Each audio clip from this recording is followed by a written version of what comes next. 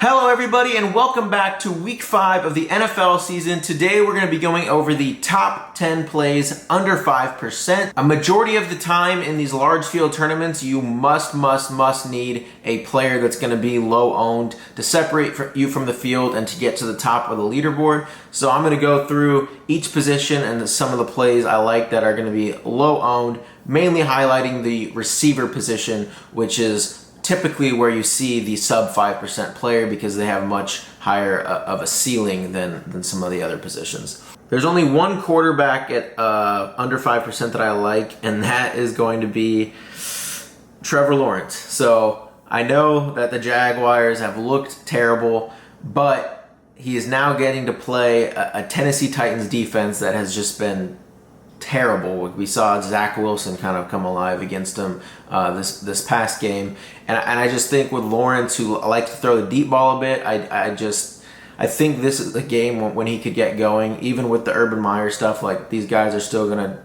try to win, and so yeah, I really like Lawrence in this spot to stack with like Shenault and Marvin Jones.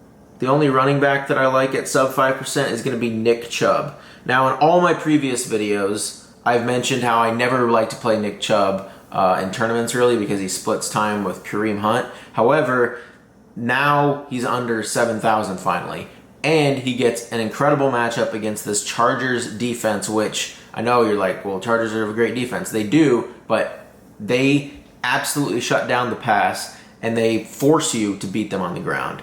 Now, the Browns run the ball better than almost every team in the NFL, and I think that Chubb can finally get it going here against the Chargers, and I think that's how the Browns can win this game. Is going to be through Chubb and Hunt. So I do like Chubb here a lot.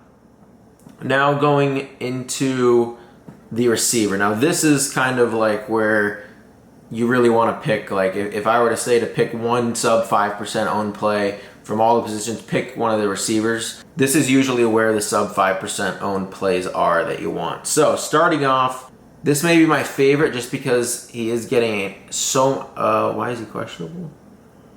Oh, he just limited. He should be fine. Devontae Parker going against this Tampa Bay Bucks defense. I know they just signed like Richard Sherman, but like he doesn't really scare me now.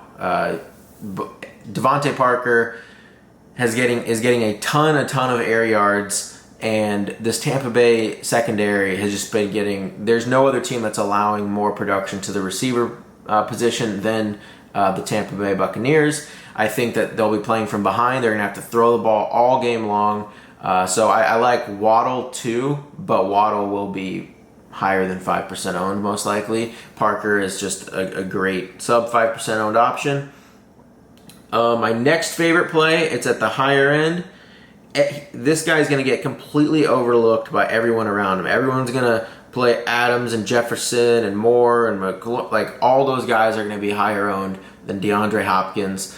And in the past, and from what I've researched, these stud receivers that are going to be low owned are some of your best leverage spots on these tournaments, because they, like Hopkins, you would not be surprised if Hopkins had like a 7 for 120 and 2. Like that wouldn't surprise anybody, and he could easily outscore these other guys like Moore, Jefferson, and Adams. Now, Adams, of course, is the best cash game play, and Jefferson is a great play, but for tournaments, Hopkins at less than 5% ownership, give me him all day. I think that game could turn into a complete shootout especially if Trey Lance starts at quarterback. So I like stacking that game up a lot. And then going right along with it, it seems like these receivers of Kyler are just going to be super low owned. Like, it's because there's Rondale Moore, AJ Green, Christian Kirk, Hopkins. Like, people just kind of forget about it and go to another game because there's so many receivers for the Cardinals. But Rondale Moore, I think, just has the most upside out of like Kirk and Green. We saw it in like week 1 or week 2.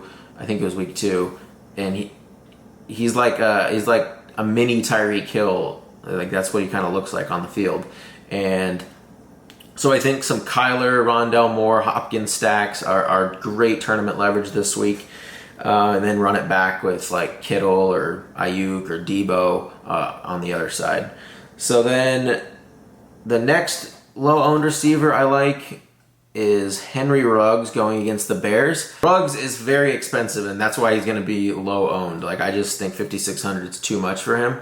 He should be probably in the 4,000 range. But this is why he's going to be low-owned, and Ruggs is one of those players that usually when I pick the sub 5% owned guys, I want a player that can have a crazy ceiling. Ruggs is the player like that. And the Bears have been getting beat in their secondary all year long. They're pretty solid against the run, and I just think that Ruggs is a good ceiling play at low ownership. Ruggs will be in there.